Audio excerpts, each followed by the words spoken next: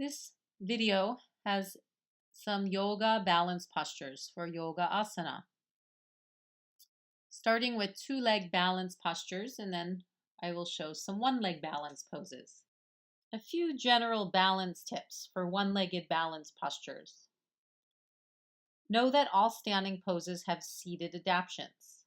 That means when you're practicing or teaching, you can modify, just perhaps using the upper body or part of the posture, breaking it down so that you can practice in a chair or wheelchair.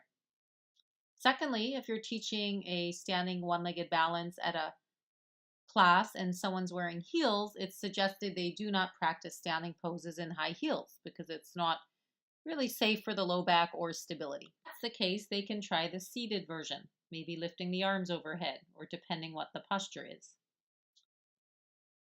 You can also use a wall for support. This video shows a hand on the top of a chair base for support, but you can have one hand on the wall and the other hand on the chair top for support. If stability is an issue, that may be useful, perhaps when you're teaching private sessions or in rooms where everyone can be on a wall. The other and last tip for balance poses on one leg is to keep the eyes focused on one point out in front of you. Make sure the point is at a place so your neck is comfortable and you don't need to look too high up or down. It can be on the ground, you can roll the eyes slightly down, or on a wall in front of you. In Sanskrit, there's a word drishti.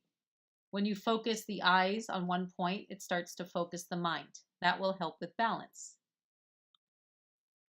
After a seated practice perhaps is done, you can suggest students come up to standing. To practice a one-leg balance, the cosmic dancer, you can hold on to the chair. If you're able to, hold the foot and start to take the foot back. If you're not able to, you can hold a belt or hold on to your pants. You can also take the foot back without holding on to the pants or your foot. If you do hold the belt or foot though, as you take the leg back, you're stretching the psoas and creating a back bend. It also improves balance and concentration. And then you would repeat both sides. This video is just a tutorial and a demo. You'll be practicing these postures within the setting of a full class in many other videos. Tree pose, vrikshasana. This is a one-legged balance, useful for all ages. Children love it, and it's great for seniors. You place one foot on the lower shin, inside of leg, or the inside of the thigh. You might need to carry the foot up. Here's the front view. You can start with the heel on the ankle and take one arm up, keeping the other hand on the chair. And if able, the other foot can go up to the inner thigh or inner shin, or it can remain on the floor. In other videos, I'll show other examples. But from using the chair, you might be able to lift the arms up for full tree. When you come out, balance in mountain pose and observe both sides. You would repeat both sides with conscious awareness. Pausing in mountain pose between sides is useful to observe the balance.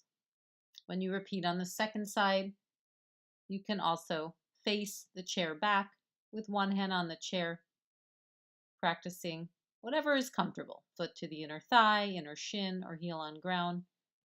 Or, as shown before, you can also have one hand on the side of the chair. If I had a preference to teach, I would usually have the student have one hand on the chair with their side of the body facing the chair back versus the front of body.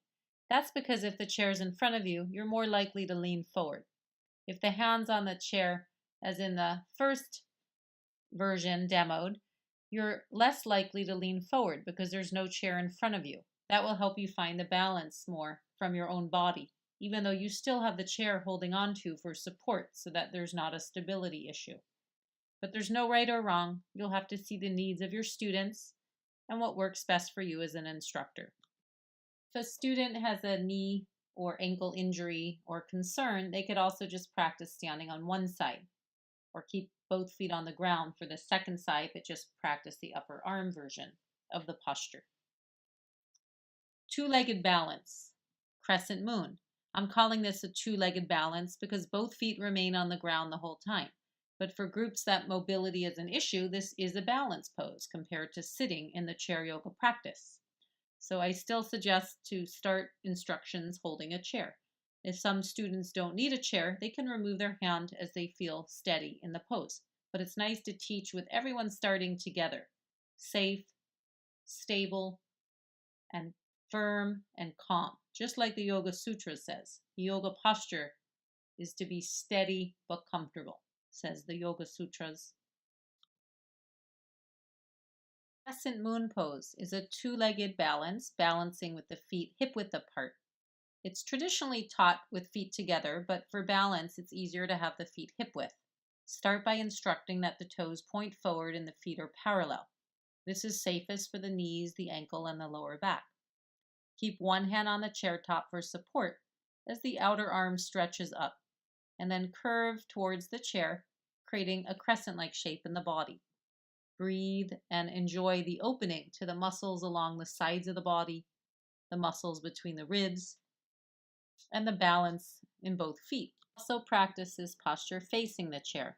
You keep one hand on the chair with the feet hip-width apart, and then the opposite arm reaches up and over, just like the version showed with the side of the body facing the chair.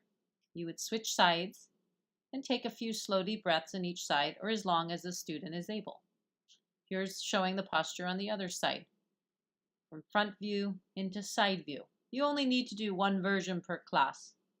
There's no right or wrong. It's really what's most comfortable for the student. Another one-legged balance is called Old Sage Pose. It's also a hip opener and arm balance prep. You hold on to the side of the chair, take one foot in front of the opposite ankle, bend one knee, and then you place the opposite top ankle on the other thigh. If able, you can join the palms to prayer. Since this is chair yoga, it's always useful to instruct students to hold the chair for support. Only if they don't need, they can remove their hand. Extended hand to big toe pose. Another standing balance. In other modules, I show how to practice all of these poses seated. But for now, to show the standing version, place a yoga strap around one foot and then start to lift the foot up as high as comfortable. You can place both hands of the belt in one hand. As you stretch the leg one way, take the opposite arm out to the other side. Look away from the leg that's in the air. When you come out, slowly with control, release and switch sides. The posture is called extended hand, a big toe pose, because you would be holding your big toe. When your left leg is up, you would hold the big toe with your left index and middle finger. But for now, we'll use the belt because that's most comfortable for most people. You can see the posture in the demo. I turn the head the opposite way of the leg that was in the air. It helps you concentrate and works on balance. Here's the demo without the belt. Hold the big toe, just like you did with the belt. The leg goes out to one side and the arm to the other. You then turn the head to face away from the leg in the air and hold and breathe. When you come out, you do your best to come out slow and steady. Watch the demonstration on the other side. Holding the big toe, one leg goes to one side. Once you find balance, the head turns to the opposite arm. You can hold longer. This is just a demo video. This can also be practiced seated. These are in other videos seated. The last standing pose I'll show is goddess pose, Devi Asana. You bend the knees. If able, you can place the arms or hands on the inner thigh or on the upper thigh. Start to move the knees towards the little toe side so you're getting an opening to the hips. Hold and breathe. Feel your inner goddess, your inner warrior, your inner goddess warrior. You can choose. The seated version would be the same, but you're sitting, so it's not leg strength, but you still can use your arms on the thigh and move the knees towards little toe, so you're stretching the inner thigh. You come out, whether seated or standing, pause in mountain pose and observe the body and breath. Yoga is about awareness, not just the physical posture. So take time between postures as you like to pause and observe, or instruct your class to do the same. These were some demos of standing postures, but remember, all chair yoga standing poses have seated options, so everyone can join. The other modules show those versions as well as the books and handouts. In your Teaching, perhaps pick one-legged standing balance per class. If you're teaching once a week, you can work on the same one, perhaps tree pose, and practice that every week, even for a few months. The students will really appreciate seeing their progress or using it as a meter to see if their mind can focus or where their balance is at. So you don't need to know all of the standing one-legged poses or have tons to teach every time. Just one is enough. But I'm showing various standing options of one-legged poses and other postures in this training so that in a few months' time, or as you like, you have some more ideas to perhaps add on new standing poses. But again, about one or maybe two per class might be plenty. Enjoy your journey practicing and teaching chair yoga. Yoga is for everyone. Have a great day. Namaste.